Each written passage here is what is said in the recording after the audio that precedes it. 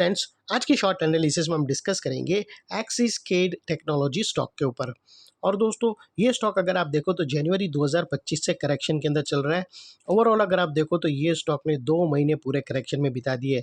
और करेक्शन में भी दोस्तों अगर आप स्टॉक देखो तो यहाँ पर स्टॉक ने सिर्फ और सिर्फ टाइम वाइज करेक्शन दिया है। 2 महीना स्टॉक ने सिर्फ टाइम वाइज करेक्शन दिया है, इसने प्राइस वाइज करेक्शन बिल्कुल भी नहीं दिया है। और टाइम वाइज करेक्शन के अंदर स्टॉक ने एक बहुत बड़ी साइडवे कंसोलिडेशन करी, एक स्ट्रॉन्ग बेस बनाया और अल्टीमेटली उसको ब्रेकआउट किया है।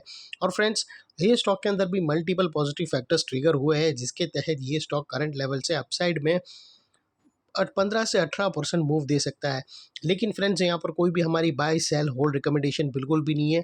ये प्योरली एजुकेशन पर्पस से मैं अपना पॉइंट ऑफ व्यू आप लोगों के सामने शेयर कर रहा हूँ। कोई भी पोजीशन लेने से पहले अपने फाइनेंशियल एडवाइज़र को ज़रूर कंसल्ट कर लेना।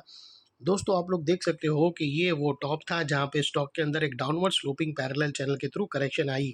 और जब तक स्टॉक ये डाउनवर्ड स्लोपिंग पैरेलल चैनल में था, यहाँ पर कुछ लोअर लोज ट्रिगर हुए। फर्स्ट लोअर लोज यहाँ पर ट्रिगर हुआ, सेकंड यहाँ पर और लास्ट यहाँ पर हिट हुआ। और जैसे ये downward sloping parallel channel upside में ब्रेकआउट हुई, इसने मल्टीपल हायर हाइज को ब्रेक करके उसके अबाउ सस्टेन क्लोजिंग देकर कंफर्म कर दिया करेक्शन कंप्लीटेड। यहाँ पर हमें 2 मेजर पॉजिटिव सिग्नल मिले।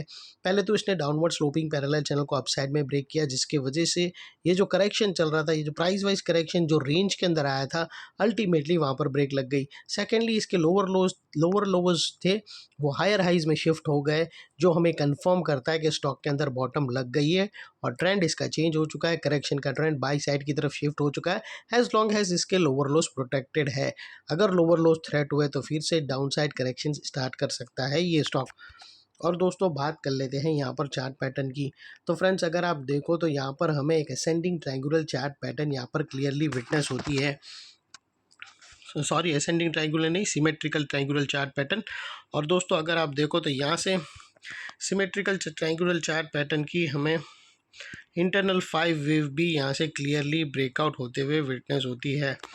दोस्तों, अगर आप देखो तो ये है वेव ए, ये है बी, ये सी, ये डी और ये ई। दोस्तों, ये हमें इंटरनल 5 वेव उसकी क्लियरली यहाँ से हमें बनकर, जस्ट अ मोमेंट, ये इंटरनल 5 वेव हमें यहाँ से क्लियरली ब्रेकआउट होते हुए विटनेस होती है।